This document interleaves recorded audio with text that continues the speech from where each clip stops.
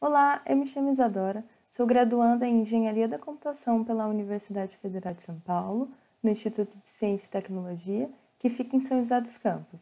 Nesse vídeo, eu vou apresentar um pouquinho sobre o meu trabalho, que tem como título Desenvolvimento de protótipos de hardware com baixo custo para a inclusão digital de pessoas com deficiência motora, em que fui orientada pela professora Denise Strengrini. Bom, falando um pouco sobre a motivação do projeto que existe desde 2018. De acordo com o último censo, feito em 2010, no Brasil, 45,6 milhões de habitantes declararam possuir algum tipo de deficiência. Porém, mesmo vivendo uma realidade em que uma porção considerável da população brasileira possui alguma deficiência e também de crescentes avanços tecnológicos, essas tecnologias desenvolvidas não possuem acessibilidade suficiente para aqueles usuários que possuem deficiência específica na coordenação motora e de fala.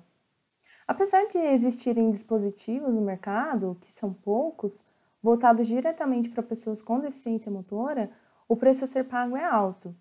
Um exemplo é esse dispositivo, o PCI Mini, que custa em torno de R$ 6.900. Sendo assim, o objetivo do projeto é auxiliar pessoas com deficiência motora e de fala a interagirem com o computador através de dispositivos que possuam um custo mais baixo quando comparado àqueles já existentes.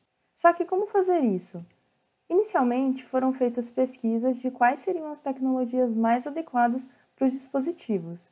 Então, foi percebido que uma das maneiras possíveis era necessária a comunicação de um dispositivo externo com o computador para obter a interação entre usuário e máquina. A partir disso, essa pesquisa foi guiada pela busca de tecnologias de baixo custo que permitissem o envio de um sinal do usuário, assim como softwares que o interpretassem para a realização de comandos no computador. Um dos softwares encontrados foi o ACAT, sigla para Assistive Context Aware Toolkit, que é uma plataforma de código aberto que possibilita que pessoas com doenças neuromotoras, assim como outras, tenham acesso às capacidades e aplicações de seus computadores. O software foi desenvolvido inicialmente pela Intel e teve como usuário de motivação o físico Stephen Hawking, do qual, após o seu falecimento, foi disponibilizado para código aberto. Para seu funcionamento, há uma opção de se utilizar a webcam no computador, assim como outros dispositivos externos, como botões de teclado, recurso esse aproveitado nesse projeto. O ACAT possibilita aos usuários interagirem com o computador por meio da simulação de um teclado, do qual possui previsão de palavras, além também de possuir um sintetizador de fala, em que ele transcreve aquilo que é dito pelo usuário. Sobre desenvolvimento, foram desenvolvidos 2 protótipos.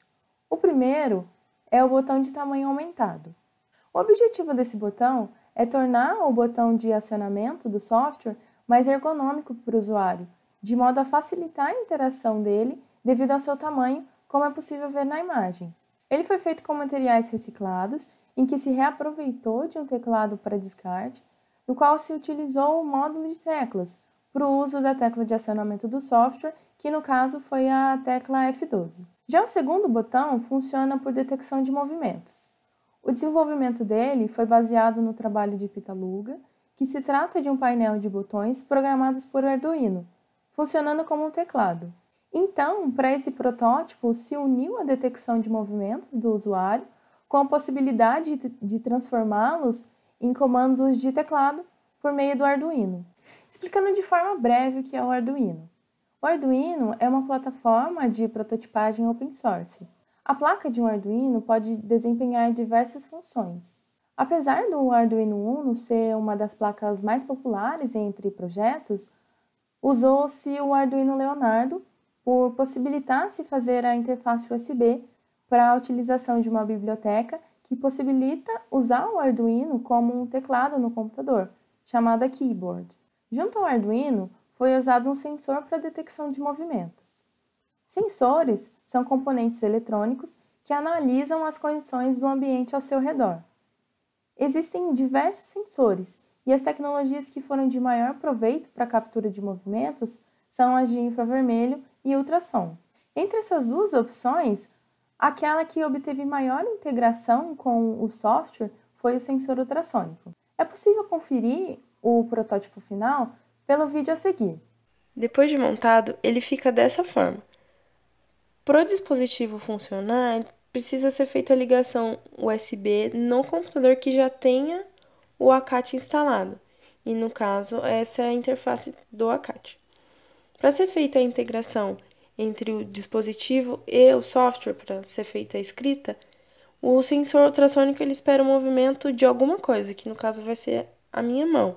Então, quando eu passar a mão, o software vai entender que deseja ser feita a escrita de alguma palavra, alguma letra.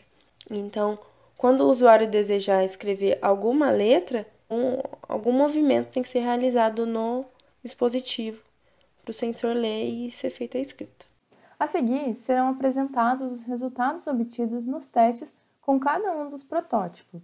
Ao longo do desenvolvimento dos protótipos, eles foram realizados com o voluntário adulto possuidor de problemas decorrentes de paralisia cerebral.